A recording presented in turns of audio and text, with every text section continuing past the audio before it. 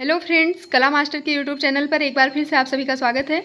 इसके पहले हम लोगों ने अलवर शैली को पढ़ा। देखिए, आज हमने टारगेट रखा था कि राजस्थान शैली को कंप्लीट करेंगे। तो राजस्थान शैली की जो लास्ट उपशैली थी ढूंढार, ये जो हम पढ़ रहे हैं अलवर शैली जो पढ़ा, ये ढूंढार की उपशैली थी। ढूंढार की ही दो छोटी छोटी उपशैलियाँ बच गई हैं, एक है उनियारा शैली और दूसरी है शेखावटी शैली।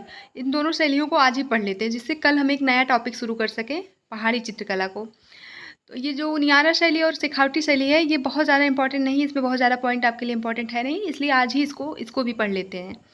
तो इसके पहले हमने आपको अलवर शैली के बारे में पढ़ा है। अब देखते हैं उनियारा शैली के बारे में। देखिए, उनियारा जो राज्य था, राजस्थान की एक जगह थी उनियारा। 1660 ईस्वी में उस जगह का जो है उनियारा नामक जगह का क्या करते हैं औरंगजेब ने एक राजा जो रहते हैं राव चंद्रभान को उनियारा की जागीर सौंप देते हैं। जागीर का मतलब ये है वहाँ की जो शासन की बागडोर थी, ये जो है किसी दूसरे के हाथ में सौंप देते हैं, राव चंद्रभान को सौंप देते हैं। और राव चंद्रभान के समय में ही उनियारा का मौलिक स्वरूप सामने आता है। मौलिक स्वरूप का ये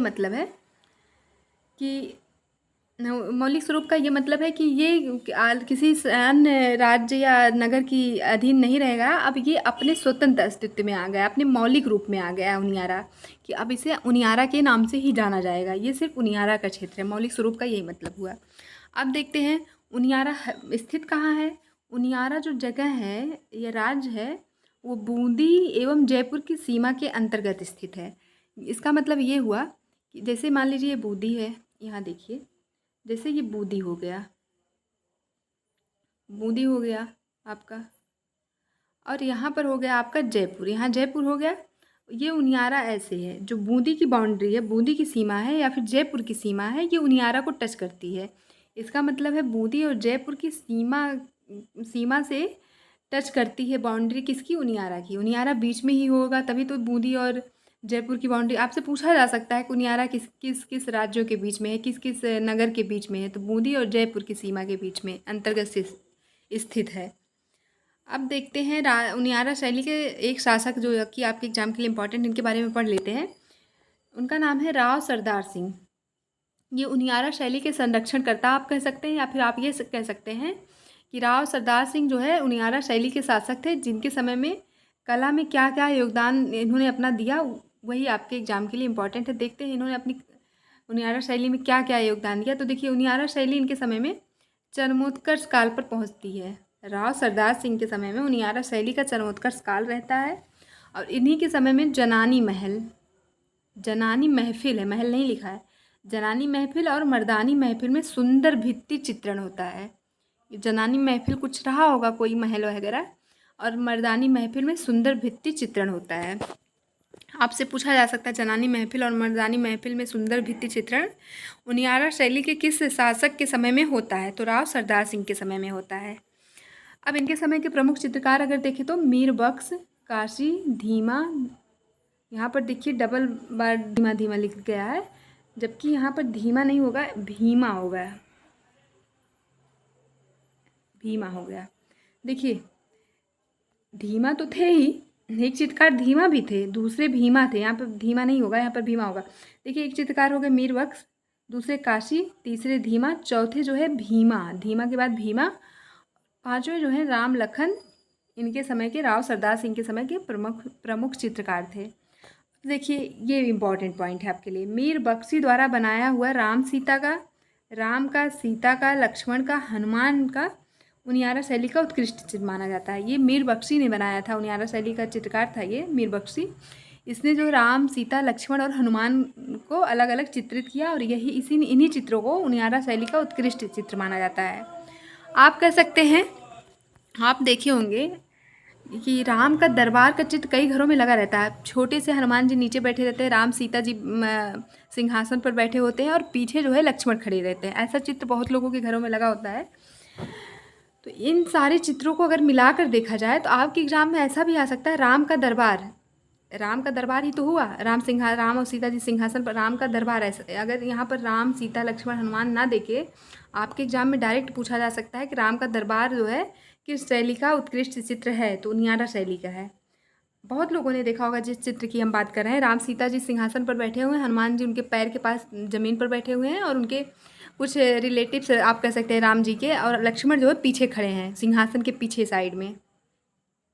तो उन्हीं चित्रों का निर्माण जो है उनियारा शैली में हुआ है, ऐसे ही चित्र का। तो इसी को अलग अलग आप देखेंगे तो राम का, सीता का, लक्ष्मण का, हनुमान का चित्रण हुआ है, और इसे ही उनियारा शैली का उत्कृष्ट चित्र माना जाता है। और इन्हीं सभी को मिला के अगर आप देखेंगे तो इसे ही कहा जाता है राम का दरबार चित्रण। तो ये उनियारा शैली का उत्कृष्ट चित्र है। अब आगे देखिए, उनियारा शैली पर बूंदी एवं जयपुर शैली का प्रभाव माना जाता है। ये भी इंपॉर्टेंट है। उनियारा शैली पर किस किस शैली का प्रभाव माना जाता है? बूंदी का और जयपुर शैली का प्रभाव माना जाता है। अब देखिए शेखावटी शैली के बारे में। ये रूढ़ार की लास्ट उपशैली है जो आपके एग्जाम के लिए इंपॉर्टेंट है। देखिए शेखावटी जो जगह था वो एक अर्थ लिख उठा है, यहाँ पर अर्ध होगा, अर्ध मरुस्थलीय भूभाग था शेखावटी, एक अर्ध मरुस्थलीय भूभाग। अगर आपको बीकानेर के बारे में पता हो तो वो भी मरुस्थलीय भाग था। आप लोग बीकानेर शैली में पढ़िएगा, बहुत अच्छे से पढ़ाया गया है। बीकानेर शैली वाला वीडियो देखिएगा, वो भी जो है एक मरुस्थलीय भाग था। लेकिन इसमें क्या बता रहा है? अर्ध मरुस्थलीय, अर्थ नहीं अर्ध है। शेखावटी जो है एक अर्ध मरुस्थलीय भूभाग था।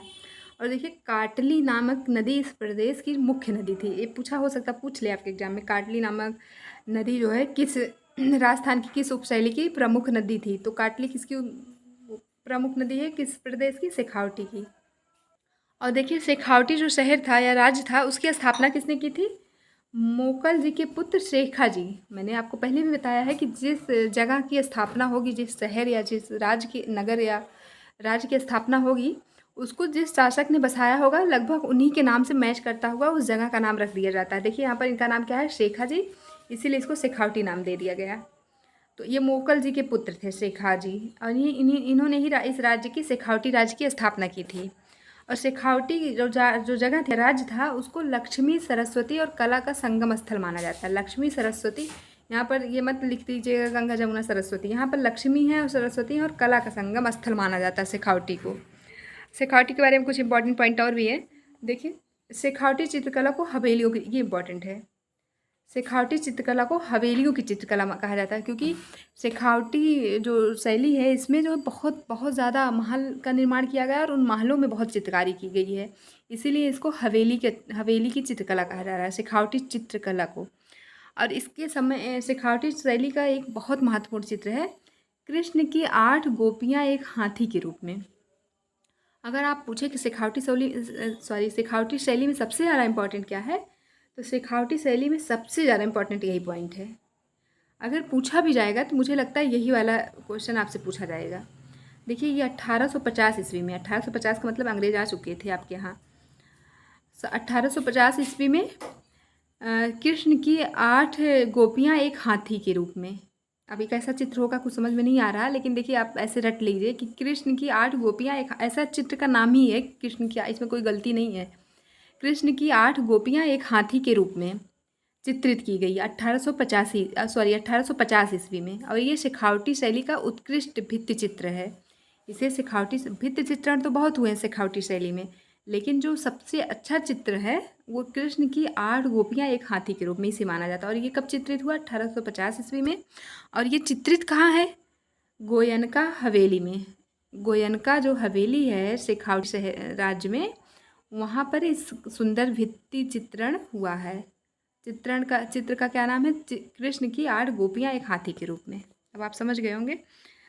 अब देखते हैं, अब कुछ नहीं देखते, अब यहाँ पर समाप्त होता है आपका क्लास। अब हम लोग कल पढ़ेंगे एक नया टॉपिक, पहाड़ी चित्रकला। तो आज के लिए इतना ही। Thank you so much.